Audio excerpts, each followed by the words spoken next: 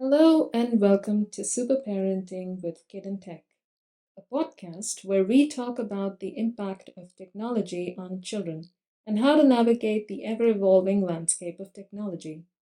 I am Ranjana, founder of Kidandtech and your host. We'll explore crucial topics from screen time, internet safety, and social media impact on our kids. We'll be joined by a range of experts, child development specialists, educators, medical professionals, and of course, parents themselves, to share insights, experiences, and advice on how to raise tech savvy children in our digital age. So, whether you're a parent, teacher, or just interested in the intersection of technology and children, please join in. Let's embark on this journey together. Welcome, everyone. Today, we dive deep into the topic of technology and its impact on our children. We are joined by Dr. Chetan Ginigeri, Program Director, Pediatrics, and Dr. Sushma Gopalan, Child Life Specialist and Psychologist from Aster CMI Hospitals. It's a pleasure to have you both. Thank you, Ranjana, for having us here. Thank you, Ms. Ranjana, for having us. Diving straight into the discussion, Dr. Chetan, let us start with your perspective on technology's role in our children's lives today. So, as you all know, technology has become all pervasive into our lives and also into our children's life as such. And from a very young age, children are getting exposed to screens and technology in various other forms. Apart from being a convenience, today it has become a double edged sword where not only children use technology for education and studying, but then also digital devices have become an escape route and also unpaid babysitters, which parents use to keep the children quiet and manage their energy levels. So on one end, technology has really enabled a lot of things for the human race, but in last 20 years, we are starting to see now the ill effects of technology into the children's lives because the whole brain is getting hardwired differently. And we just need to be aware about it as parenting generation, as pediatricians, as psychologists, and try to see what safe boundaries we can build around children and the use of technology in their lives. No, absolutely. Thank you for that. And this brings me to the center stage of the topic. Dr. Sushma, how does screen usage in general influence children's psychological and emotional development? Yeah, so screen usage to any level is a little bit hazardous. So when we are talking about mental health, the first thing that strikes is addiction, the screen addiction. So excessive screen time, be it in the form of playing or social connection, or even in terms of nowadays education, where everything is uploaded on the online platform. There's anxiety and depression. There is sleep disruption. It hampers the cognitive development, where attention span, learning opportunities is hampered, social development. So for children, for any developmental age, the main criteria is the social development. So social interactions get affected, cyberbullying happens. So what happens is all this leads to an increase in aggression, where their coping skills are being hampered. It is being compromised. So any sort of resilience, problem solving skills, maintenance of mood, even basically maintaining an interpersonal and intrapersonal connection becomes a problem. So when children are faced with all these challenges which they are not supposed to be facing at that point of their life, it becomes very hazardous because they are lost. And no matter whom they connect to, each one is going through the same problem. So they have nowhere to turn to for help. What you're implying is that it's affecting their social interaction skills. So basically, the social impact and psychological impact is just too high because of these. Yes, yes. Social, psychological, emotional, their entire psychodynamics is being impacted. No, that's really insightful. Um, but what about the physical, physical development? Does it have an impact on it, Dr. Chetan? If you may elaborate on that. Yeah, the whole way our children are spending their childhood nowadays has completely changed. So, as I told before, digital devices have become unpaid babysitters in young age, when children need to be exposed to more touch and feel toys, more nature, more activity driven childhood. Now it is cooped up in a four walls of the room, staring at the devices. What we tell generally parents is that for a well all round development of children, all the five senses have to get equally stimulated. That is hearing, vision, touch, smell, and taste. And an overstimulation, which the digital devices do of the hearing and vision, leads on to an inadequate development of the other sectors as such. And that has a very long lasting impact on the way children live on to their adolescence, the way they manage their human to human interaction, and also an adult life as such. So, apart from core physical issues like headache, sleep deprivation, eye issues, dryness of eyes, lack of activity, all these things have an additional ripple effect which children have to face and carry that effects right up to their adulthood and middle age. Now that's indeed concerning. Um, but this brings me to the next topic, which is how do parents recognize this kind of screen addiction in their children? So, what should parents be aware of? What can they look out for in their children? So these, as doctors, we see a lot of non-specific symptoms when children do come to us with screen addiction in the background. They come with effects of lack of sleep, that means inability to concentrate, and these things have been flagged up by teachers at school, forgetfulness, a lot of mood swings, reward seeking through the digital devices, complete lack of activity, binge eating, which happens when they're in front of the screens. So, obesity is a major problem that we are seeing. So, again, to crystallize it, the children's physical lifestyle has completely got disrupted because of the digital effects. We have unhealthy eating habits because the reward centers for video games, for all forms of digital usage, and also food being used as a form of reward just goes hand in hand, and children consume a lot more unhealthy calories, leading on to obesity and its effects. Then we have the mental health effects, which shows up when children are in their early teenage as such, because the emotional regulation is not proper, and there is a lot of conflict between parents and children at that age. So physical effects, complete lack of sleep, disturbance in their dietary habits, early onset obesity and its side effects, and school behavioral issues, and then translating into adolescence behavioral issues in children. That's very insightful. Just to add on to Sir, even this the one aspect that I want to stress on is even the social communication, talking to each other, talking to one another. Peer relationship gets hampered, family relationship gets hampered because the amount and quality of parent-child interaction is reduced. And when addiction comes at any level, at any age, the treatment for that also becomes very difficult. So handling children who are actually addicted to screen time becomes a very monumental task for parents also. So in any aspect of physical ability also gets compromised in this because their executive function gets interfered, their language use, the social skill, the reading and mathematical abilities. Basically, the cognitive function and the brain function is compromised in this aspect. So, Dr. Sushma, just doing a deep dive into that, what are the mental health implications specifically on teenage children? On teenagers, the first one is where the addiction becomes a main problem. So the addiction and also it becomes like a defense mechanism. For anything, the screen time becomes a distraction for them. They start role modeling or modeling their entire emotional and social and cognitive dependency around the mobile phones.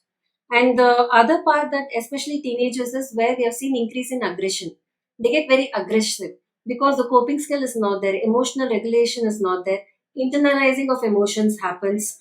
And when talk is not being there at all, and everything is online and there's a lot of media circulation, what happens is children don't know to communicate. So there's a rise in aggression and they prefer isolation. They don't like to mingle with others because it takes them away from the screen time. So we are seeing children who like to be isolated. Problem solving skill is reduced because everything is there, ready made. So to analyze, come up with different permutation and combinations is again compromise. They do not know how to solve problems. So there's a lot of compromising and a lot of parameters which a child at a particular developmental age is supposed to have. So it leads to anxiety, mood disorders also in some cases. Okay, thank you for that. No, these are, I think this is what we are trying to, avoid in our generation, the next generation, future generation. And that brings me to, I want to get your opinion on how tools like Kidandtech's cat phone can help um, in fostering healthier digital habits. So, Anjana, it is a very challenging problem for us as parents because we have seen the pre-digital and the new digital age which is there, and children have really not experienced the pre-digital era as such. For them, this has been there since their birth, and to now to regulate it in a way, we need solutions like Hidden Tech's cat phones which are available now. The reason is because we are seeing a lot of physical, mental, and emotional issues in children, starting with simple things like speech delay. Now, children learn languages by both listening to what you say and also watching your lip movements. When they are exposed to a high speed imagery that happens to cartoon films, their speech gets significantly delayed by 1 to 2 years as such. And then going on to the teenage period where we have the other end of the spectrum called Instagram depression, where the teenagers feel not liked enough, not good enough, not beautiful enough, and that is leading on to a completely different set of problems.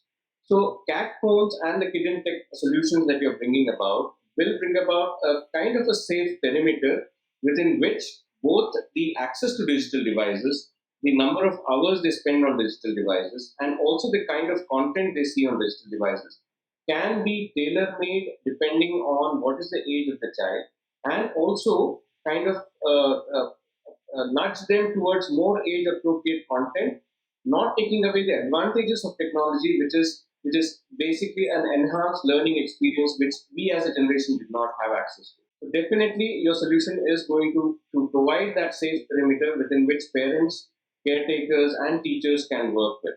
No, that's a big vote of confidence. Thank you. And let's talk a little about the future trends. With how the digital consumption is going today, what should parents be prepared for first and foremost? I know that you run a digital detox program, so even before children get addicted to devices and screen, how can we avoid? Uh, what should parents just stay away from? So, as with everything in healthcare, I think one thing we have to understand is even here, prevention is better than cure. So once children have got addicted to digital devices, to wean them off that kind of an environment is a real Herculean task. So we invite parents to think through their journey as parents much earlier before the children get access to these digital devices as such. And that is where I think programs like this, where we are bringing about that awareness about the ill effects, has to reach to parents before they give children the access to digital devices. So, preempting what the child needs, understanding the overall evolutionary biology of child, how he is going to respond physically, mentally, emotionally to different environmental stimulus, including science and technology, which is all pervasive into our lives, has to be made aware to the parents. And then given them a certain lock and key system, which is through the CAT system that you are trying to bring about, and then make parents understand as to how this device is going to make their lives better and what are the definitive no-nos, and also create boundaries within which parents can give access to a specific digital content which is age appropriate, which is safe, with a privacy setting which does not harm the parents, the profiles on those devices, and also does not get the child exposed to other forms of nefarious activities and cyberbullying and criminals online. And then that is the kind of solution we would like to have as parents. And definitely, it is much better to introduce them to these solutions much earlier in their parenthood rather than trying to reverse the effects of digital toxicity which has happened. Yes, sir. I also completely agree with sir because Giving something to the child and taking it away and giving something compromise will never work. So if you can come up with a technology which gives the child control plus also the parents control, where there are clear cut boundaries set for the child. So even though they have the screen, but there are certain do's and don'ts that the child has to follow. And now that the screen time has, the cell phones or the laptop has become a necessary evil, where education system and any other sort of communication is via the platform of social media. So when children are given a particular screen time with so and so protocols and lines and boundaries, where the parents are able to understand what the child is doing, and the control is in the parent at a very early developmental age, it brings about a lot of change. What happens is parents are also more confident, and the child understands limitations at a pretty early age, which sets the ball rolling for the rest of the age. We also have to understand that children are absolutely intuitive with technology, and that is not what comes very naturally to parents.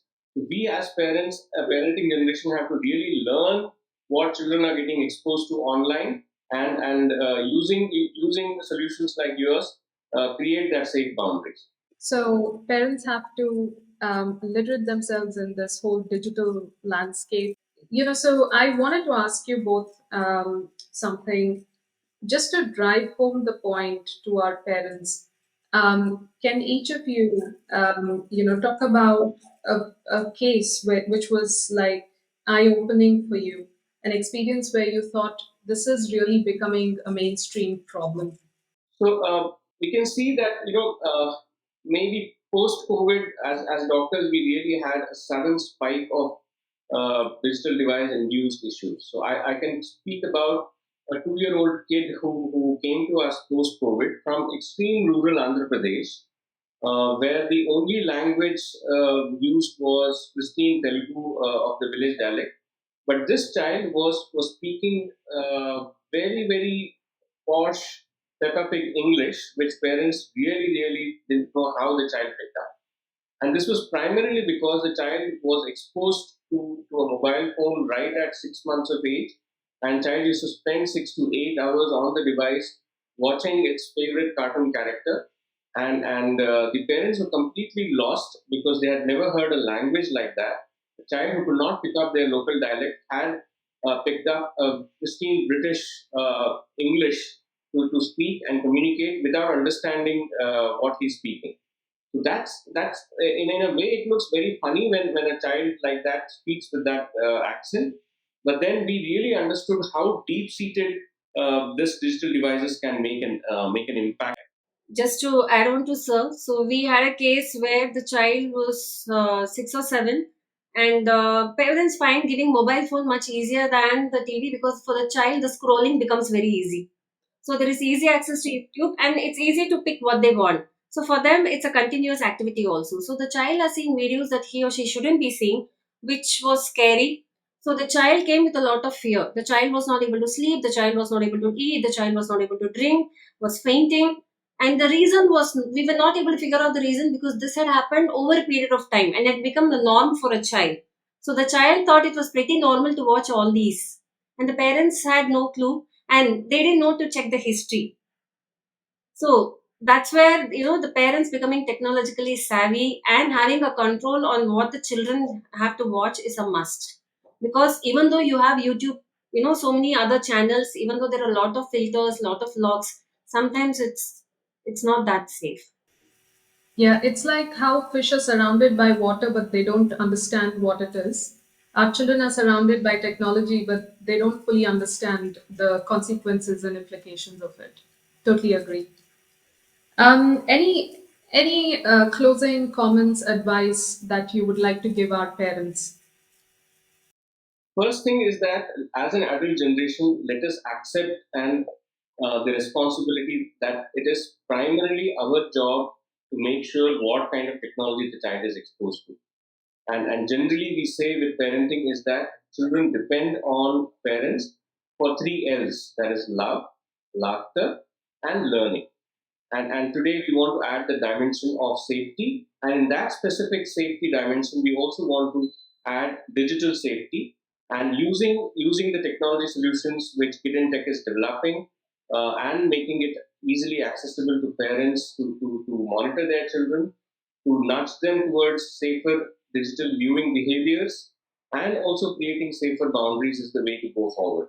We just cannot live a life without technology in today's times. Let us make it safer both for children and educate parents as to how to make it safer for children. Completely agreed, sir. And just to add on to that, so the parents have to be a good role models. So they need to limit their cell phone usage around children and at least have more family time, more communication with the children and the family members. Introduce other activities like books, games, and toys so that they are engaged. More of exposure to the nature because nowadays we have lesser exposure, four walls. And sometimes it's okay to allow the children to get bored. Creativity comes out at its best when children are little bored. They come up with different ways to engage themselves. They don't need to be overstimulated all the time. Sometimes that understimulation is okay for them to be creative. And technology has become a necessary evil. You cannot hide from it. You cannot lock your child away from it. So it is better to be safe than sorry. So we can use technology which is helping us and our families better. Both of you, thank you so much for your insights. I hope our audience is able to take away these tips and actionable insights that you gave us and help guide their children through this digital age. Thank you once again. Thank you so much for having us. Thank you, Ranjana. Thank you. Very good luck with this. Thank you.